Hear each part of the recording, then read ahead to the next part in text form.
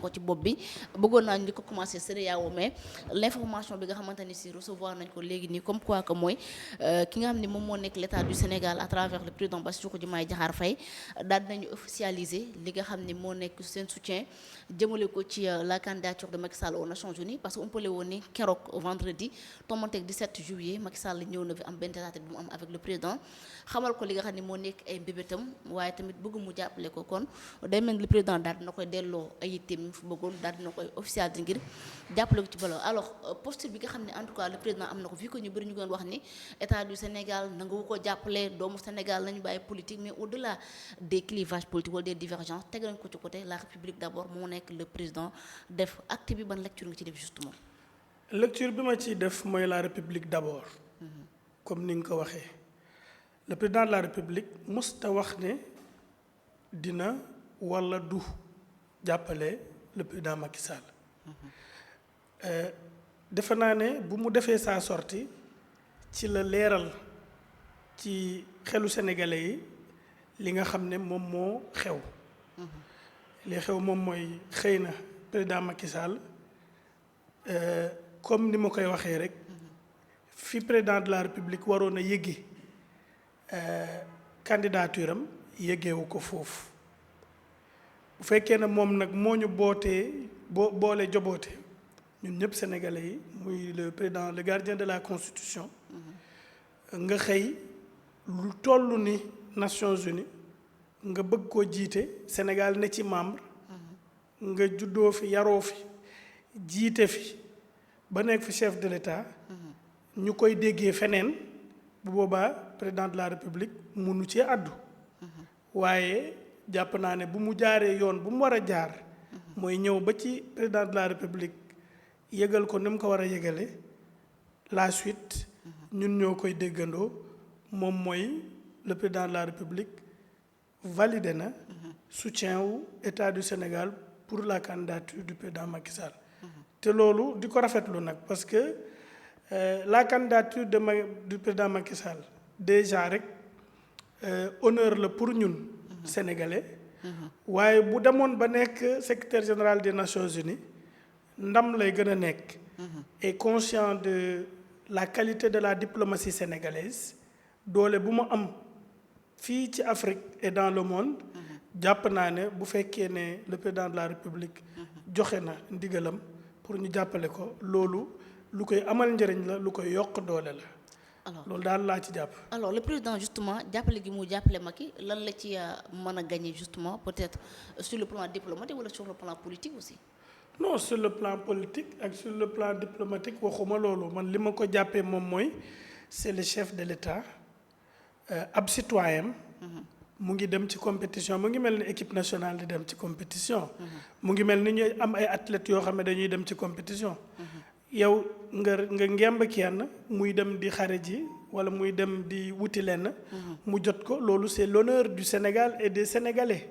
te lépp li nga xam ne moom mooy lu yokkuteef ci sénégalais wala ci Sénégal ci bépp dans son entièreté loolu président de la République day bokk ci loo xam ne moom lay doxal guddeeg bëccëg loolu ko yitte donc man gisuma benn d'ailleurs dans quel contexte nga mën a waxee ci biir un intérêt politique gisuma ko sincèrement. alors mais fii dafa am lu bari loo xamante ni si moo fi xew te ëmpale woo ko fii la xewee ci suñu ay gët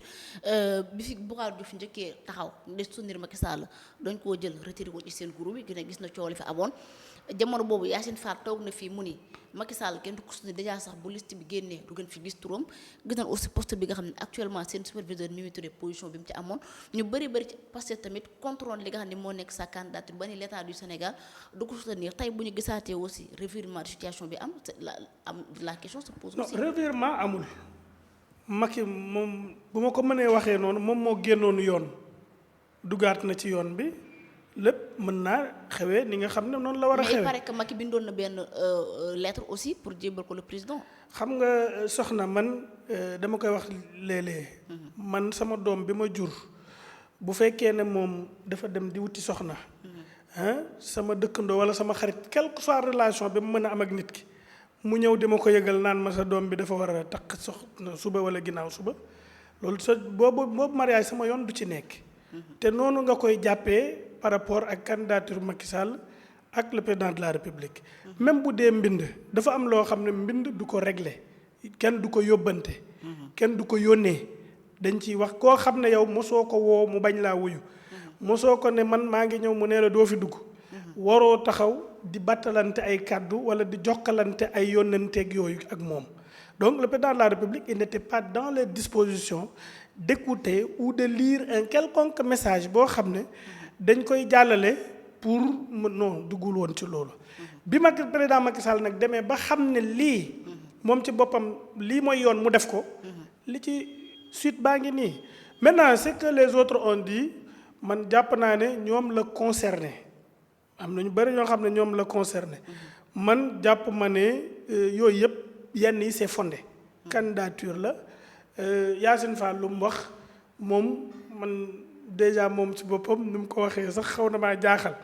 donc loolu c'est pas la République. on est revenu à l'orthodoxie de la République. La République rien que la République buñ ko doxalee Macky Sall dina teguwaat ci yoonu République. Le président de la République va à la accueillir selon les principes et les idéaux de la République. Et à la suite il lui offre le soutien du Sénégal mu nga xam ne c'est un soutien de taille waxaat naa ko une fois de plus. Sénégal fii ngay toog di ko xeeb wala ñàkk koo xam waaye ku Sénégal soutenir am nga un soutien de taille. ok alors mais sur ce aussi avant qu'on termine ci lu mel noonu li ñu gis keroog dispositif sécuritaire bi nga xam ni moo encadré Macky Sall encadré ñi ko doon soutenir ñi ko doon accueillir ñëpp ba mu ñëw aéroport wàcci ba mu dem fi nga xamante ni si moo nekk palais annonce bi nga xamante ni à moins de 24 heures le ministre des Forces armées Yacoumba Diémé def na ko accueil bi aussi bi nga xam ne le président daal dina koy accordé poignée de main entre autres yeneen na ne est-ce que loolu bu ñu ko gisee day mel ni li nga xam ne moom moo nekk les ponts maanaam waxtaan bi du ko waxtaan musta jug seen diggante ñoom ñaar ñi mu nekk le président et le président Macky Sall. xam nga ko jiite woon ab réew. ba bàyyi ko ak tout ce que l'État constitue. ku ko xam nga toog fi pendant 12 ans jiite réew. kenn ñëw def 2 ans. nga ne est-ce que amul canal de communication ci seen diggante pour man naïvement il faut croire et croire profondément que loolu warul sax nekk objet de débat parce que kee dafa yoroon loo xam ne moom mooy un état boo xam ne dafa am ay secret yu bari yoo xam ne ñu ngi ci biir kii yor ko ñoom ñaar au fond de leur responsabilité kee war na léeg-léeg mu fàttali ko dara wala mu gis dara loo xam ne lu yor la mu woo kii wax ko kii aussi war na parfois mu gis loo xam ne peut-être bokkul ak li nga xam moom la doon xaar mu waxtaan ak kële. noonu mooy normalement maintenant vous revenez par rapport à dispositif sécuritaire bi ñu def ak nangam mais écoutez vous voulez que les Sénégalais génn ñu bàyyi leen mu am un incident mais le président de la République serait responsable de ça à commencer par le ministre de l'Intérieur les forces de défense et de sécurité. fii nii manifestation spontanée accueil spontané wala leneen lu mën a am les forces de défense et de sécurité dañoo war a def seen liggéey ba mu mat sëkk et ils l'ont fait parce que def nañu accueil bi ba nu mu mel ba tout ce que vous avez vu avec la marée humaine on reconnaît qu'il a accueilli et tout mais déggoo fa kenn koo xam ne gaañu na fa déggoo fa kenn koo xam ne am na fa safaan xanaa yow mi nga xam ne sàcc nañ fa sa téléphone donc loolu noonu c'est des dégâts yoo xam ne matériel la maanaam vous avez perdu c'est des incidents mineurs parce que ñiy gàmmu ak ñiy raas dem chaque fois ñoom ñooy nekk te duñu mën a xamante mais jàpp naa ne le dispositif sécuritaire était ce qu'il fallait et ça a été fait poignée de main da ngaa bëggoon yéen aussi li ngeen bëgg kenn xamu ko. da ngeen bëgg moom bu ñëwee. président bi du muyu ko. non c'est pas nous mais c'est parce que les gens du parti du président ñoom ñoo waxoon loolu du mës a am moo tax on pose la question. non les gens du parti du président. oui waa Pastef ñoo waxoon ne loolu du am ak saa bu tegee tànkam Sénégal dañ koy jàpp tëj méritowul au lieu du nekk fii c'est pourquoi. non loolu xam nga man pour man dama ko jàpp ça soit c'est l'émotion soit c'est la rancœur soit c'est la rancune te réew du doxee noonu. bu doon nit du fàtte kon kenn du gudd fan parce que soit nous avons subi des chocs yoo xam ne ci yàlla la jóge ñu muñ ko dara gënta metti nit jur la mbaa nga jur nit nga gas ba mu xóot nga suul waaye dañuy dem ba nga xam ne dañ koy boole avec notre quotidien jusqu'à pouvoir refaire notre vie kon nag bu leneen xewee aussi nañ ko jaaralee noonu ku mënta baale munoo yorab réew il faut savoir pardonner maintenant ça n'a rien à voir avec la justice parce que loolu leneen la parce que même ci biir justice fi bakkan rote loolu kenn mënu koo fay mënuñu amul ndàmpaay boo xam ne da koo mën a compenser loolu donc baale bi moom mooy nekk li nga xam ne moo koy compenser enfin maintenant koo xam ne da nga am sa rancune wala nga am sa xol boo xam ne wax dëgg yàlla baale bokk ci te ngay wax sa bopp jullit ku gëm yàlla loolu yow la concerné mais le président de la République il est dans des dispositions de gouverner dans la paix que les Sénégalais parlent un langage même par moment bu ñu jubboowut ñu mën a wax ba kii wax ñu déglu ko kee wax ñu déglu ko ba nga xam ne on va conclure à quelque chose. La réconciliation nationale. Mais la réconciliation nationale bu yow yaa ko waxee noonu président de la République il a toujours appelé 2 fois dialogue woote na ko donc c'est tout ça bon réconciliation nationale c'est trop même pour man et il a dit des familles se sont divisées des couples se sont carrément disloqués nit ñi ainsi de suite yooyu ñun ñëpp nous l'avons vécu donc le régime de Macky Sall a fait des victimes comme tous les autres régimes d'ailleurs il n'y a pas de régime sans victime hein. Il faut que les gens reprennent ça bon bëgguma dellu ci ginnaaw mais régime bu ci ne am na ay victimes am na des dérives yoo xam ne moom la maintenant il est arrivé à un moment où il veut qu'on évite toutes ces formes de dérives il veut qu'on revienne à l'orthodoxie des choses loolu moo tax ngay gis parfois des discours dissonants ñoo xam ne dañuy dégaame génn carrément ci gamme bi cible nit en faire une affaire personnelle des attaques personnelles des injures des calomnies ak toute forme de violence non ça ne passera pas. Alors ci loolu gis naa le professeur Daouda Ngom mu ni bàyyi Macky Sall mu pavané ci biir palais bi loolu day nuru di narge ñi nga xam ne moo nekk njabootu victime yi et dans ce contexte aussi Guy Marius Sagna feelu ko fi jàpp Macky Sall wër te sax dugg Sénégal bay dugg biir palais ñoom ñëpp jàpp aussi le président daf leen a wor ci li nga xamante ne si dalal na ko Macky Sall ci biir palais te déjà gis nañ ci ñeent ñoom ñu ni tant que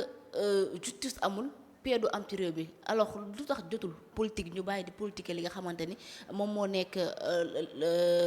la souffrance de la famille des victimes waaye tamit ñu bàyyi di politique ñi nga xamante ni ñoom la ñu tuddee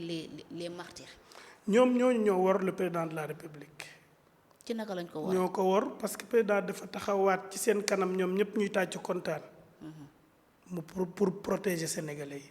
pour protéger constitution au Sénégal. pour défendre Sénégal pour def ba justice Sénégal mën a def yoonam. ñoom ñu am opportunité ku mel ni Guy Marius Sagna nekk à l'Assemblée nationale lu ne dégg nañ ko ci. mu wax ko fi les années là yu mu nekk Assemblée nationale gaddu na fi sax urne di daw ak moom mais qu'y a-t-il de plus simple dañoo voté loi amnistie ne lépp li nga xam ne dafa xew entre 2021 ba 2024 maanaam kenn mënatu cee yee yàbbi waa léegi yéen a ngi assemblée plus de 70%. waaw doo leen ko voté génne loi d'amnistie boobu ñu mën a àtte ñëpp Macky Sall y compris loolu c'est tellement simple mais bu fekkee ne yow ci sa bopp da ngaa toog sa salle wala nga toog di wax yenn yi ça démarre par là-bas quelle que soit la forme de justice bu ñu war a def lu mën a njëkk moom mooy ñu dem lever la loi d'amnistie ñu génne ko ba mu set bu ko defee kenn du amati benn kiirlaay ñu mën attaquer ñëpp nit ñi xoolante les yeux dans les yeux ki rey kii ku def nangam parce que une chose est d'accuser aussi Macky Sall et son régime par rapport à certaines pertes humaines mais d'autres incidents am nañu foo xam ne gis nañ ne force de l'ordre dugg fa te nit dee na fa gis nañ ab oto boo xam ne da doon daw ñu sànni fa benn cocktail molotov te defe naa du poste de force de l'ordre ñoo ko def ainsi de suite te yooyu aussi ñu xalaataat bu baax a baax parce que wax kat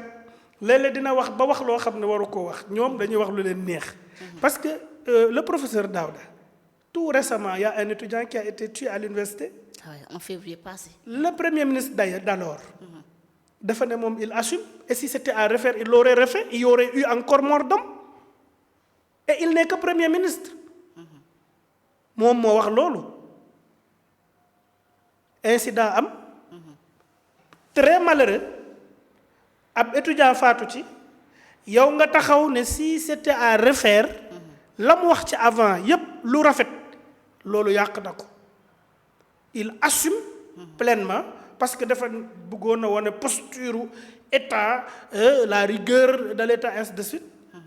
mais comme d'habitude quand il parle il fait des dérives day wax ba wax lu mu war ta wax donc wax na loolu est-ce qu'il faut le poursuivre également par rapport au fait que moom moo assumé ne moom moo joxe instruction moom moo assumé ne moom